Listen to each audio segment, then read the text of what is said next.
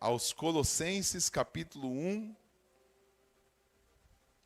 versículo 1. Amém? Diz a palavra de Deus assim: Paulo, apóstolo de Cristo Jesus, pela vontade de Deus, e o irmão Timóteo, aos santos e fiéis irmãos em Cristo que estão em Colossos. Que a graça e a paz de Deus, nosso Pai, estejam com vocês. Demos sempre graças a Deus, Pai de nosso Senhor Jesus Cristo, quando oramos por vocês, desde que ouvimos da fé que vocês têm em Cristo Jesus e do amor que vocês têm por todos os santos, por causa da esperança que está guardada para vocês nos céus. Desta esperança vocês ouviram falar anteriormente por meio da palavra da verdade do Evangelho, que chegou até vocês. Esse Evangelho está produzindo fruto e crescendo em todo o mundo, assim como acontece entre vocês, desde o dia em que ouviram e entenderam a graça de Deus na verdade. Isso vocês aprenderam de Epáfras, nosso amado conservo, em relação a vocês, fiel ministro de Cristo, o qual também nos contou do amor que vocês têm no Espírito. Amém? Amém. Irmãos, esta é uma carta que Paulo escreveu para a igreja de Colosso.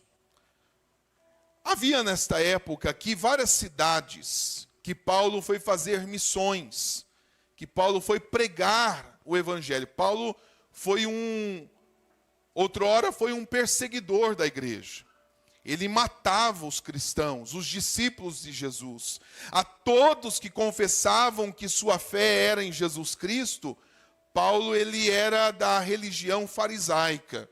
Então ele era, na realidade, muito exímio fariseu. Ele perseguia aqueles que acreditavam que Jesus era o Messias e matava esses cristãos. Porém, Jesus Cristo teve um encontro com Paulo. Na verdade, Saulo de Tarso, um homem bárbaro, um homem cruel. Se fosse hoje, nos dias de hoje, aí seria um terrorista, uma pessoa procurada aí por todas essas instituições, um terrorista da mais alta patente de periculosidade, um homem cruel, matador. A todos que confessavam Jesus Cristo, ele passava o fio da espada. E ele, então, indo para uma missão, entre aspas, matando os cristãos, ele vê uma luz muito forte, e ele cai do cavalo e ele ouve uma voz: Saulo, Saulo, por que tu me persegues? Perseguir a igreja de Jesus é perseguir a Jesus. Perseguir os crentes em Jesus é perseguir a Jesus. E ele disse: Saulo, por que tu me persegues? Saulo, ele fica cego. E ele então vai para um lugar. E Deus então fala para Barnabé ir até ele. E Barnabé não quer ir. Imagina você ouvir a mensagem de Deus, falar: vai até um homem cruel, vai até alguém que assassina crente, discípulo de Jesus, e agora Deus falar para um crente ir até o encontro deste torturador, deste assassino. Ele na realidade não queria ir, mas Deus disse: vai até lá. Ele foi, e Barnabé conviveu com Paulo, Paulo se converteu a Jesus. E de perseguidor da igreja, ele passou a ser igreja, ele passou a ser fiel, ele passou a ser crente em Jesus Cristo. E ser um expoente da fé, ser um grande pregador da palavra, ser um grande missionário, ser um evangelista, a ponto de levar a mensagem a todos que queriam, a todos que ele pudesse. Que mensagem é essa? Que Jesus era o Cristo. Ele queria levar essa mensagem a todas as pessoas, que Jesus, que morreu na cruz do Calvário, era o Filho de Deus. E que eles precisavam aceitar a Jesus para não serem condenados para o inferno. E que o Senhor enviou Jesus Cristo para salvar a humanidade. E Paulo aprendeu a palavra de Deus. Paulo foi até o terceiro céu. Paulo aprendeu, ele viu coisas tremendas da parte do Senhor. E Deus deu uma obra para o apóstolo Paulo fantástica, tremenda. Ele foi ser o apóstolo dos gentios. A igreja estava muito ocupada com os judeus. A igreja estava muito envolvida ainda com os judeus. A igreja não tinha entendido, pelo menos os primeiros discípulos, os primeiros apóstolos, ainda não haviam entendido que o evangelho era para todos. Que quer judeu, quer grego, quer romano, quer escravo, quer livre, quer homem, quer mulher, a todos o evangelho era para todos. Mas a igreja ainda tinha a cabeça fomentada, formatada nos judeus. E Paulo veio dizendo, não, o evangelho é para os gentios também.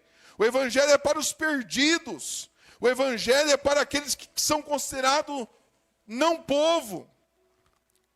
E houve ali algumas discussões ali, Pedro, Paulo, Tiago, os primeiros discípulos, a igreja, mas Paulo fez prevalecer, porque esta era a vontade de Deus, que o evangelho não fosse só para os judeus, mas fosse para todos.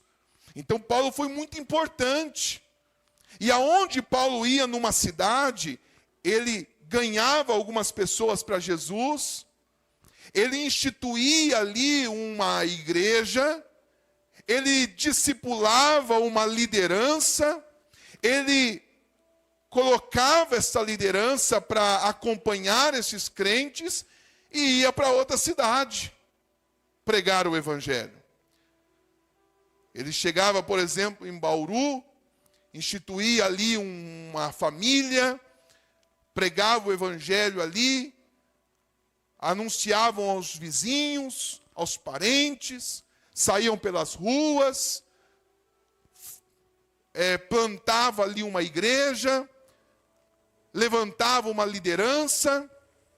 Depois da liderança instituída, ele vinha para Jaú. Depois ele fazia a mesma coisa, ele ia para Macatuba, ele ia para Lençóis. Assim é na época. Quais eram essas cidades? Para nós, Macatuba, Lençóis Paulista, Jaú, Bauru, para nós, aqui no nosso convívio, mas aqui, Roma, Colossos, Tessalônica, Filipos. Essas eram as cidades, Éfeso. Essas eram as cidades, por isso as cartas que levam esses nomes das cidades. Então, os cristãos de Jaú, os jauenses cristãos, aqui eram os colossos, os cristãos de Colosso. Então, depois de ele instituir essas cartas, essas igrejas, ele enviava cartas. Hoje a gente faz uma chamada em vídeo, a gente faz um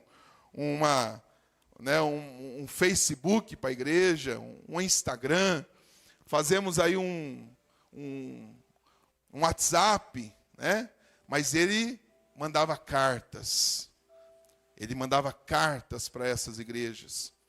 E normalmente essas cartas, carta de Corinto, carta de Éfeso, carta de Filipos, era para quê? Era para ensinar a igreja a permanecer na palavra. Ele enviava estas cartas para corrigir algumas coisas que essas igrejas estavam fazendo errado. Ele enviava essas cartas para combater falsas heresias que estavam inserindo no meio da igreja. Ele enviava essas cartas para elogios, para aqueles crentes que estavam firmes na fé.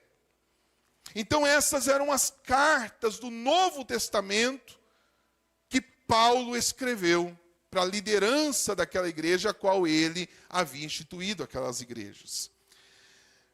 Depois de ele, aqui em Colossos, nessa cidade de Colossos, no versículo 1 e 2, Paulo se apresenta. Ele é o remetente da carta. Ele é o escritor da carta. Paulo, apóstolo de Jesus Cristo, pela vontade de Deus, e o irmão Timóteo.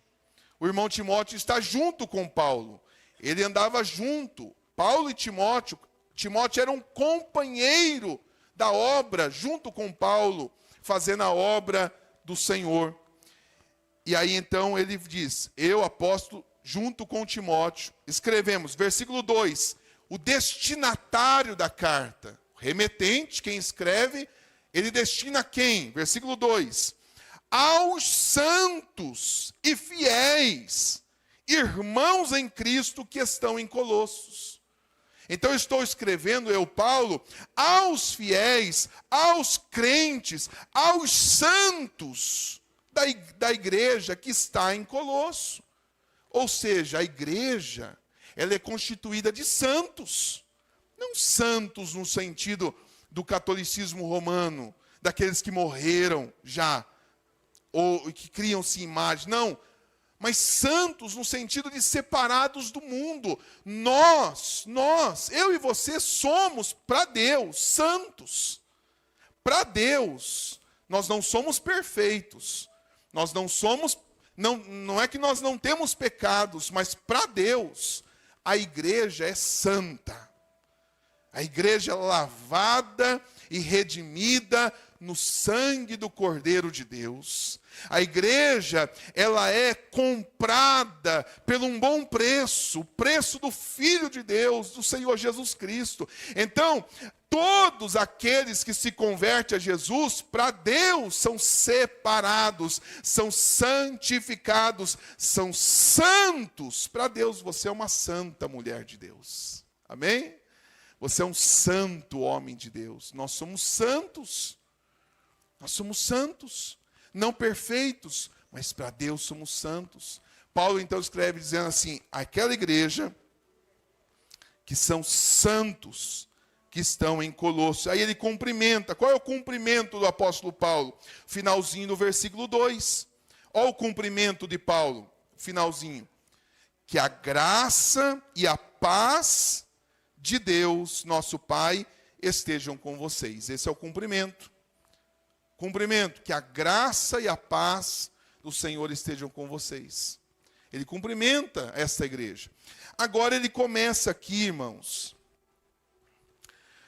Paulo expressa no versículo 3, ações de graças pela igreja de Colosso. Ele elogia esta igreja. A igreja de Corinto era uma igreja difícil de lidar. Havia divisões, haviam lideranças que havia cisões, havia ali irmãos pecando ali sem vergonha, vivendo uma vida de pecado sem vergonha. Então a igreja de Corinto era uma igreja difícil, embora havia muitos dons do Espírito, mas uma igreja difícil. A igreja de Éfeso tem outra característica. A igreja de Filipenses tem outra característica. A igreja de Tessalônica, os tessalonicenses tinham uma esperança viva na vinda de Jesus Cristo, e os irmãos começaram a morrer naquela igreja. E aí os irmãos ficaram preocupados, mas e eles vão perder a vinda de Jesus? E Paulo então escreve para eles explicando que eles não vão perder a vinda de Jesus.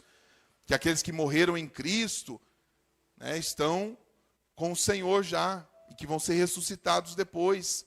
Então Paulo ele vai, mas aqui em Colosso, Paulo elogia esta igreja. É uma igreja digna de elogio, era uma igreja boa. Havia certamente problemas, mas era uma igreja boa.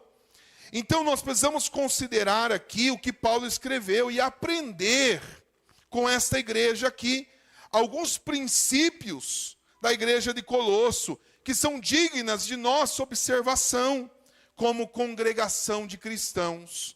A primeira coisa que Paulo elogia da igreja de Colosso aqui, meus irmãos, versículo 3, demos sempre graças a Deus, Pai de nosso Senhor Jesus Cristo, quando oramos por vocês. Então Paulo vai dizer assim, eu continuo orando por vocês. Estou longe, estou em outra missão, estou em outra cidade, mas eu me lembro de vocês, eu oro por vocês, eu estou orando por vocês. Desde que ouvimos da fé que vocês têm em Cristo Jesus. A primeira característica que Paulo levanta, expressa da igreja de Colosso, meus irmãos, é que eles eram conhecidos pela fé em Jesus Cristo. Eles eram uma igreja conhecida pela fé em Jesus Cristo. Havia uma reputação desta igreja. Havia uma reputação. O que é uma reputação? Havia um consenso dos de fora. Havia um valor notável daqueles que de fora diziam, aquela igreja lá tem fé. Eles são homens de fé. Elas são mulheres de fé. Eles têm fé, fé em Deus. Havia uma reputação. Havia uma reputação. E Paulo destaca essa reputação. Eu tenho ouvido que vocês têm fé. Que vocês são uma igreja de fé. Que reputação maravilhosa de se ter, irmãos. Que reputação tremenda. Como as pessoas têm nos olhado, como as pessoas têm olhado para você, qual é a tua reputação para as pessoas do teu trabalho? Aquilo lá é violento, aquela pessoa lá é estourada. Falar alguma coisa é pavio curto, aquele lá, é devagar demais, aquele lá vive falando palavrão. Aquele lá sai com outras pessoas, é infiel. Irmãos, como o mundo tem olhado, como o teu patrão tem te olhado, como teus amigos têm te olhado, como as pessoas têm visto você? Qual é a tua reputação? Tem gente que diz assim, eu não tenho nada a ver com o que os outros pensam de mim. Não, a gente precisa se preocupar com o que os outros pensam da gente. A gente não pode viver de acordo com o que os outros acham da gente, mas a gente precisa se preocupar com isso. Qual é o testemunho que a gente dá para as pessoas? Como as pessoas estão nos olhando? Qual é a nossa reputação? Irmãos, algumas igrejas são conhecidas por estarem mortas. Elas são conhecidas por estarem mortas, por serem indiferentes. Aquela igreja lá está morta espiritual. Tem igreja que a reputação dela é que está morta espiritual. Põe Apocalipse 3,15, é a igreja de Laodiceia. Apocalipse 3,15, olha a reputação desta igreja. Apocalipse 3, conheço as tuas obras, é a igreja de Laodiceia. Conheço as tuas obras, que nem és frio e nem és quente. Quem dera fosses frio ou quente. Era uma igreja indiferente, era uma igreja fraca, era uma igreja, irmãos, morta. Aquela igreja lá é morta, aquela igreja lá não tem um Espírito Santo, aquela igreja lá não tem fé, aquela igreja lá, aqueles crentes que vão lá, é tudo qualquer um. Como que as pessoas nos olham? Quanta reputação. Aquela igreja não tem palavra, só de oba-oba. Aquela igreja não tem palavra. Aquela igreja lá não tem disciplina. Né? Aquela igreja lá, as heresias brotam, as heresias, elas ficam. Né? Aquela igreja não tem pastor. Irmãos, como está a reputação das igrejas por aí? Eu tenho observado as igrejas em Jaú, eu estou aqui recentemente, e tenho me preocupado com a reputação das igrejas aqui de Jaú. Olha, irmãos, essa mania de sistema profético, essa questão de ministério apostólico, tem tomado conta dessa cidade. Ministério apostólico, ministério profético. A gente precisa voltar-se à palavra de Deus. A gente precisa voltar-se à centralidade e à simplicidade da palavra de Deus, como ela é. Vivermos o cristianismo como é, como deve ser. Sem esses oba-oba, tantas coisas, às vezes igrejas robustas, ricas, mas para Deus são pobres. Abastadas, mas para Deus são fracas. Deus não vê como o homem vê, irmãos. Deus não vê como as pessoas vê. Às vezes Deus quer simplicidade, mas que esteja firmado na palavra de Deus. Quantos se intitulando apóstolos, quantos se intitulando pastor, já não tem mais valia. Pastor, agora eu sou apóstolo. Misericórdia. Agora eu sou apóstolo. Daqui a pouco é pai apóstolo. Daqui a pouco é semideus. Daqui a pouco é a quarta pessoa da Trindade. Querem se intitular coisas que não têm, não precisam. Queridos, nós precisamos ser fortes em sermos reconhecidos pela nossa fé em Jesus Cristo, pela nossa fé. Paulo se alegrou e Paulo destacou a fé que eles tinham. Por que eles tinham esta reputação? Por que eles tinham essa reputação? Capítulo 2, versículo 5 de Colossenses. Porque embora ausente em pessoa, Paulo falando, embora eu ausente em pessoa, em espírito estou com vocês, alegrando-me e verificando a boa ordem de vocês e a firmeza da fé que vocês têm em quem? Em Cristo. A fé que vocês têm em Cristo. É a fé nele, não é no homem. É a fé nele, não é no pai apóstolo, no super apóstolo, no pastor, no bispo. É fé em Jesus. Ele é o centro da igreja. Ele é o Senhor da igreja. Ele é o cabeça da igreja. Ele é o Deus da igreja, não é um homem.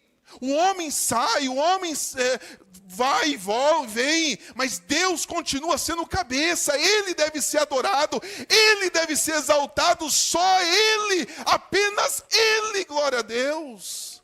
Não há homem, nada ao homem, só a Deus, só a Jesus. A nossa fé não pode estar firmada no homem. Eu estou na igreja do Leandro, não tem igreja do Leandro, não tem igreja do Edson, não tem igreja do João, não tem igreja da Maria, é a igreja de Jesus Cristo, glória a Deus. A igreja de Jesus, é do nosso Senhor e Salvador Jesus Cristo.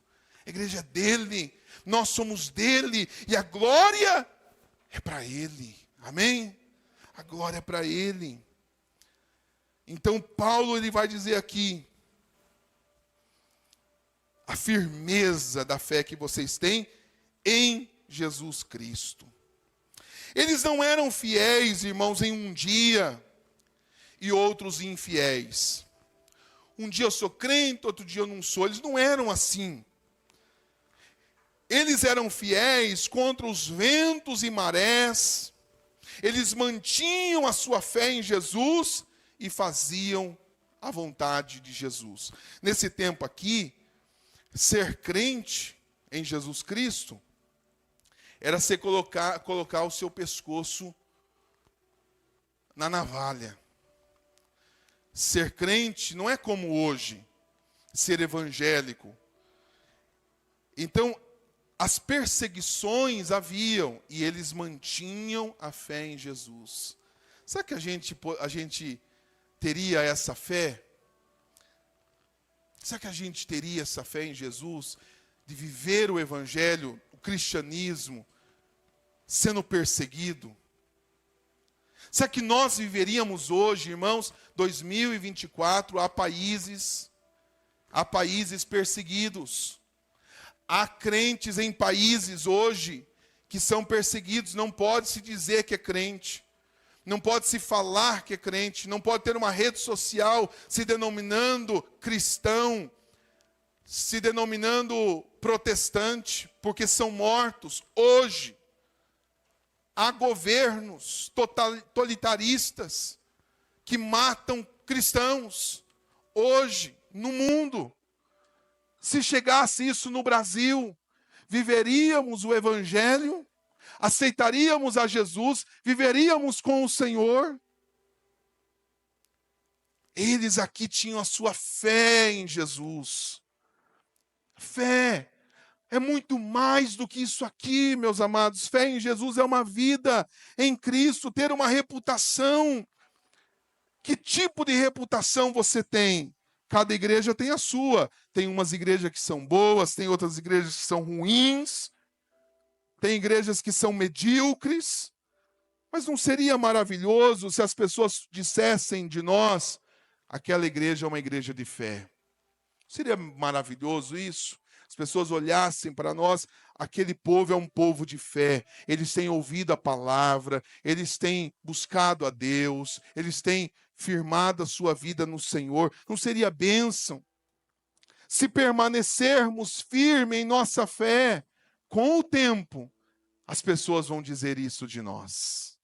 Se nós permanecermos firmes na palavra de Deus, com o tempo todos vão olhar para nós e vai dizer, aquele povo é um povo que busca e que está na centralidade da palavra do Senhor. Amém, irmãos? Então, o primeiro ponto que Paulo destacou era a firmeza da fé. E nós precisamos ter esta firmeza da nossa fé. Onde está a tua fé? Onde está pautada a sua fé? Onde está? Faça essa pergunta para você. Onde está a minha fé? A minha fé está em Jesus? Qual é a reputação que as pessoas estão olhando? É um homem de fé? É um jovem de fé? É uma mulher de fé? É um pai de fé? É uma mãe de fé? Segundo ponto que Paulo destaca aqui, eu tenho ouvido que vocês têm fé em Jesus Cristo e mais ainda, e do amor que vocês têm por todos os santos. E do amor que vocês têm. Eu tenho ouvido a fé de vocês e tenho ouvido do amor de vocês. Tem vindo relatório para mim. Alguém me disse que vocês têm se amado um ao outro, que vocês têm vivido bem em comunidade, em comunhão com Deus. Isso ele destacou. O amor mútuo, o amor congregacional, o amor da igreja, o amor entre os irmãos de fé, o amor entre o povo de Deus. Isso ele destacou. Eles eram conhecidos não só pela fé, mas eles eram conhecidos pelo amor que eles tinham uns para com os outros. Além da fé, eles eram conhecidos pelo amor. Outra boa reputação incluía o amor. Em relação a Jesus, eles mostravam a fé. Em relação na horizontal, no relacionamento entre os irmãos, eles demonstravam amor. Não tem como nós vivermos o evangelho sem vivermos o amor. Não tem como. vivermos o evangelho aqui sem vivermos o amor aqui entre os irmãos. Qual é os maiores mandamentos? Amarás a Deus acima de todas as coisas e amarás o teu próximo como a ti mesmo. É o amor a Deus e o amor entre os irmãos. Isso não forma uma cruz, irmãos? O amor a Deus e o amor entre os irmãos. É assim que nós vivemos o evangelho. E isso que Paulo destacou a esta igreja aqui de Colosso. Eles tinham amor. Não só o amor uns pelos outros. Não só o amor para com, olha só, não só o amor para com esta igreja de Colossos, mas por todos os santos.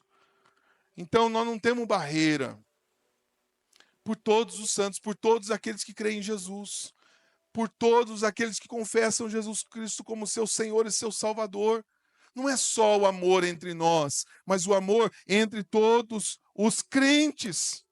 Quando nós encontrar alguém que crê em Jesus Cristo, a paz do Senhor, meu irmão, a paz de Deus, meu irmão, a paz, a graça e paz, não importa se está na minha igreja, não importa se está aqui no Caminho, Verdade e Vida, mas se estiver em outra igreja, nós temos comunhão, porque eles também servem a Jesus. Eles estão em outras denominações, mas também servem a Jesus Cristo. Então nós temos que ter amor, não só pelos nossos aqui, mas por todos os irmãos em Cristo Jesus. Então eles tinham isso, meus amados. Eles demonstravam amor por todos, os que incluíam também outros lugares. Se desejamos uma reputação semelhante a esta igreja de Colosso, o que nós devemos fazer? Primeira coisa que nós precisamos fazer é ficarmos atentos às necessidades uns dos outros. A luta do teu irmão é a tua luta. A luta do teu irmão também é a tua luta. A prova do teu irmão também é a tua prova. A dificuldade do teu irmão também é a tua dificuldade. Nós devemos nos alegrar uns com os outros, chorar uns com os outros. Então, o problema é dele. Não, o problema é nosso. Nós somos irmãos em Cristo. Nós pertencemos à mesma igreja. Então, nós precisamos ficar atentos com as dificuldades dos irmãos para tentar servir eles, para tentar abençoar a vida deles. Essa é a primeira coisa. A segunda coisa, nós precisamos demonstrar o amor aproveitando as reuniões e cultos para estarmos juntos. Nós precisamos aproveitar os cultos para estarmos juntos. O segredo não é eliminarmos cultos para folgar a agenda dos irmãos. O segredo é nós estarmos mais perto, mais juntos cada vez mais. E aproveitarmos as reuniões, os cultos, para demonstrarmos amor fraternal. Abra a Bíblia em Hebreus 10, 25. Hebreus 10, 25. Olha o que diz. Não deixemos de nos congregar, como é de costume de alguns. Pelo contrário, façamos admoestações, ainda mais agora que vocês veem o dia que se aproxima. Então, nós devemos aproveitar, não deixe de congregar. Não perca a oportunidade de congregar, irmãos. Não perca a oportunidade de estar na igreja. Não perca a oportunidade de estar nos cultos. Não perca a oportunidade de estar na casa de Deus. Porque estar na casa de Deus é uma bênção. Não perca a oportunidade de estar vindo adorar o Senhor. Domingo que vem eu vou. Não perca oportunidades. Quanto mais pudermos estar aqui, para estar junto com os irmãos, para estar vendo os irmãos, para estar nos alegrando e servindo a Deus junto, isso é uma bênção, é uma dádiva de Deus. Isso é demonstrar também amor uns com os outros. Aproveitem essas oportunidades. Então eu preciso ficar atento às dificuldades dos irmãos. Eu preciso também aproveitar as reuniões e os cultos para estar juntos. E nós podemos pedir a Deus ajuda nesta área. 1 Tessalonicenses, capítulo 3, versículo 12. 1 Tessalonicenses, capítulo 3, versículo 12. E o Senhor vos aumente e faça crescer em amor uns para com os outros. Que o Senhor nos faça crescer no amor uns para com os outros e para com todos, como também o fazemos para com vocês. Que o Senhor nos ajude a nós aumentarmos o nosso amor uns para com os outros. Que Deus nos ajude, irmãos, a aumentar o nosso amor um para com os outros. Que nós não sejamos egoístas, porque o Evangelho é partilhar, o Evangelho é doar-se, o Evangelho é perder, o Evangelho é renunciar. O mundo é sempre ganhar. O mundo é sempre ganhar. O Evangelho é perder. Quem quiser ganhar sua vida, perdê-la-á. Quem quiser perder a sua vida, ganhá-la-á. O Evangelho é diferente. No Evangelho, eu dou. No Evangelho, eu tiro. No Evangelho, eu compartilho. No mundo, eu só quero, só vem. No Evangelho, é doar-se. Vivermos para que o outro cresça, para que o outro seja abençoado, mesmo que para mim, mesmo que eu não fique em evidência, mas que o outro cresça. Podemos exortar uns aos outros nesse sentido também, para que essa virtude aumente do amor fraternal. Eu louvo a Deus, porque esta igreja é uma igreja muito amorosa. Esta igreja é uma igreja que tem este valor muito forte, o valor do amor. A igreja Caminho, Verdade e Vida é um amor que ama e que tem muito amor uns para com os outros. Essa é uma virtude que eu exalto desta igreja. Terceiro lugar, irmãos, além da fé e do amor, o Evangelho estava produzindo neles frutos. Versículo 5. Por causa da esperança que está guardada para vocês nos céus. Dessa esperança vocês ouviram falar anteriormente. Que esperança é essa? A vinda de Jesus. Vocês ouviram falar anteriormente. Por meio da palavra da verdade do Evangelho. Não tem outro meio. É o Evangelho, é escutar o Evangelho. Não tem outro meio. Não é história, não é conto, é Evangelho, é palavra, é pregação, é Bíblia.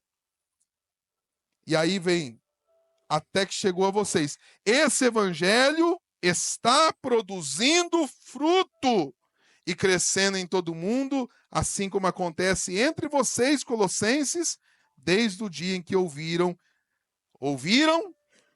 e o quê? A palavra e ouvistes e conhecestes. Na minha tradução tá, ouviram e entenderam. Tem gente que ouve, mas não entende. Tem gente que ouve, mas não conhece, porque não entende. Então, ouviram e entenderam a graça de Deus na verdade. Então, o Evangelho produz fruto. Fruto. O que é o fruto? Consequência. O fruto é algo maravilhoso. O fruto é o salário, é a recompensa de viver o Evangelho. É o que o Senhor vai se agradar de nós. É que ao final da nossa vida nós vamos chegar diante de Jesus. E Jesus vai dizer: bom servo, filho meu, igreja minha. Quantos por aí que não parecem ser igreja, mas não são igreja. Parecem ser, mas o Senhor vai dizer: vocês fizeram de tudo. Vocês fizeram show, vocês tiveram música, vocês tiveram produções, vocês tiveram estrutura, mas apartai-vos de mim, porque vocês não viveram o evangelho naquela terra. O fruto é a salvação da nossa vida. O evangelho que fala da esperança do céu. A esperança está no céu. Estava produzindo fruto na vida daquelas pessoas, não só deles, mas de todo mundo. Olha o que diz Colossenses 1:23. Se é que vocês permanecem na fé, alicerçados e firmes, não se deixando afastar da esperança do evangelho que vocês ouviram e que foi pregado a toda criatura debaixo do céu, do qual eu, Paulo, me tornei ministro. Que vocês fiquem firmes nesta fé. Fé em Jesus, mas amor pelos irmãos é ser discípulo de Jesus Cristo. É ser um seguidor deste caminho de Jesus Cristo. Essa foi a chave para esta igreja ser elogiada pelo apóstolo Paulo. Que nós, como igreja, nós possamos também ter esse valor, termos esse valor, de sermos pessoas de fé e pessoas que amam a Deus e amam os irmãos e que gerem em nós fruto para vivermos de fato o evangelho do Senhor. O que é necessário para produzir isso? O que é preciso para produzir isto? Conhecimento do evangelho. Vocês ouviram e entenderam. Vocês ouviram o que eu disse e vocês entenderam. Paulo disse: eu preguei e vocês entenderam. Então, para gerar tudo isto, é preciso conhecer o evangelho. A Bíblia diz em Oséias, livro do profeta Oséias, no Antigo Testamento, Oséias capítulo 4, versículo 6. Oséias capítulo 4, versículo 6. O meu povo foi destruído, porque lhes faltou conhecimento. Porque tu rejeitastes o conhecimento, eu também te rejeitarei, para que não seja sacerdote diante de mim. E visto que te esquecestes da lei do teu Deus, também me esquecerei de teus filhos. O meu povo foi destruído porque lhes faltou o conhecimento. Conhecer a obra do Senhor Jesus. O que ele fez por nós. Irmãos, ele fez muita coisa por nós. Nós estávamos perdidos. Nós estávamos condenados ao inferno.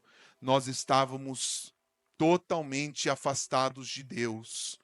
Mas o Senhor Jesus Cristo veio. Ele morreu em nosso lugar para nos salvar, para nos libertar. E ele fez o quê? Através da fé, ele me justificou. Ele me justificou. O que é? O que é justificação? É alguém chegar na cadeia e dizer: está pago a pena, eu pago este crime. Está justo, ele não deve mais nada. A nossa pena era impagável. Impagável. A nossa pena era para com Deus. Mas o Senhor Jesus veio e pagou a pena e diz: você está livre. Livre para quê? Não livre para pecar, mas livre para adorar ao Senhor. Livre para bendizer ao nome do Senhor. Quando eu sou justificado, eu fui reconciliado com Deus. Agora eu não era povo, agora eu sou povo. Eu não tinha misericórdia, agora eu tenho misericórdia. Antes eu estava condenado, agora eu sou salvo. Antes eu ia para o inferno, agora eu vou para o céu. Fui reconciliado com Deus. E o que o Senhor fez? Ele me santificou. Ele pôs um novo cântico na minha boca. Ele mudou minha vida. Ele fez isso comigo, ele fez isso com você, ele fez isso com todos aqueles que entregam a sua vida para ele. E quando nós entendemos todas essas verdades, nós não vivemos mais para nós mesmos. Nós vivemos agora para ele. Totalmente para ele. Amém, irmãos? Porque ele nos tirou do lamaçal, do pecado, onde ninguém era capaz de nos pegar. Eu termino e concluo, chamo o ministério de louvor. Através, meus irmãos, deste homem chamado Epáfras. Olha que nome bonito, hein? Quando a irmã estiver grávida, coloca o nome do filho Epáfras.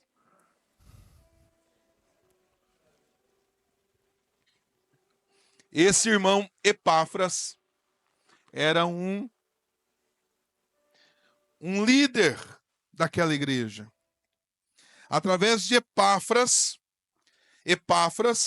a igreja de Colossos tinha ouvido falar das maravilhas da graça de Deus. Versículo 17. Versículo 17. Versículo 7, desculpa. Isso vocês aprenderam de Epáfras, nosso amado conservo, em relação a vocês, fiel ministro de Cristo. Então Epáfras foi um líder que ensinou, que ajudou, que abençoou essa igreja. Através de Epáfras, Paulo tinha ouvido falar do seu maravilhoso amor, que o fruto de sua resposta a esta graça. Eu termino, meus irmãos, esta palavra. Será que temos fé em Jesus Cristo? Será que temos fé em Jesus Cristo? Será que a nossa reputação está em Jesus Cristo? Eu termino esta palavra perguntando também de forma a nós refletirmos: será que amamos os nossos irmãos em Cristo? Será que estamos tendo conhecimento para gerar frutos? Será que estamos tendo conhecimento para gerarmos frutos? Que nós possamos nos apegar nesses valores desta igreja de Colosso e vivermos o Evangelho como ele é. E termos a fé em Jesus e o amor para com os irmãos. E buscar o conhecimento bíblico para nós fincarmos os nossos pés na rocha, que é Jesus.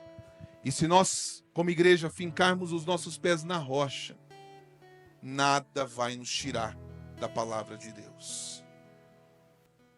Não é escândalo, não é homem, não é uma luta, não é um problema que vai nos tirar da presença do Senhor, porque nós entendemos o que Ele fez por nós na cruz do Calvário.